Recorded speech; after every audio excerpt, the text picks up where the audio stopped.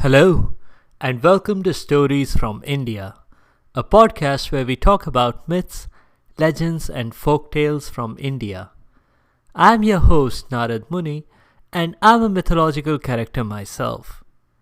I have the gift of eternal life and knowledge of the past, the present, and the future. By profession, I'm a traveling musician and a storyteller. So the way I'm doing my job is by podcast. In today's mini episode, we'll meet the author of the Mahabharat. Just like the Ramayana, the author of the Mahabharat has also worked himself into the narrative. Vyas, the author, engaged a god, Ganesh, to transcribe the Mahabharat for him. Vyas is also known as Maharishi Vyas or Ved Vyas. Vyas is one of the Chiranjeevis or immortals, which includes Hanuman, whom we have met before in episode 25, Up, Up and Away. Do you remember the Rishi Vashisht from episode 15, Rishi versus Rishi's uncivil war? The great-grandson of Vashisht was Vyas. Vyas was also the son of the Rishi Parashar. Parashar made friends with Satyavati, the daughter of a boatman, after which Satyavati had Vyas. Parashar had prayed to Shiva, the destroyer, to please make his son at least as smart and knowledgeable as Grandpa Vashisht. And Shiva obliged. Vyas became smart and knowledgeable, just as his dad had requested. Amongst the many people who helped Vyas, you can include me. Yes, given my complete and utter knowledge of everything in the universe, I was able to help Vyas.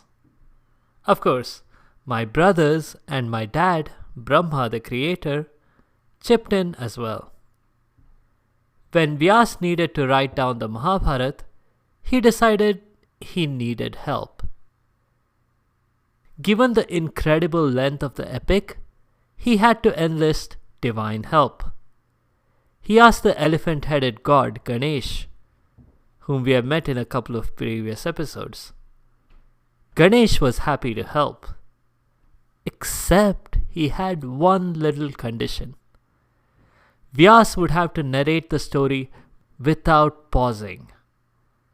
Ganesh had such a high words per minute speed that any pauses might simply slow him down. Vyas readily agreed, even though the size of the Mahabharat meant that he would likely not be able to pause for several years. He imposed a condition of his own. Ganesh must fully understand every bit that he would be writing down. No problem, said Ganesh, and the two began immediately. They matched each other speed for speed. Vyas chattering off verses and Ganesh transcribing them with his quill. Midway through, the quill broke. While ordinarily the scribe would have called time out and put a halt to the proceedings, Ganesh did not do so. He broke off his own tusk, dipped it in ink, and continued writing. This is the alternative explanation to Ganesha's broken tusk. I'd provided the other version in mini episode 34.5, so check that one out if you're interested. That's all I have for this mini episode.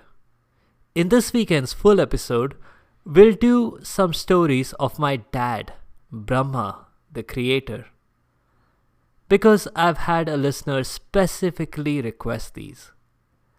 If you have comments or suggestions, please leave a comment or a review on the site sfipodcast.com or tweet at sfipodcast.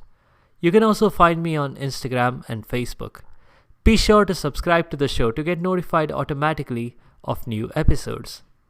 Thanks to all you listeners for your continued support and your feedback. The music is from purpleplanet.com. That's purple-planet.com. I'll see you next time.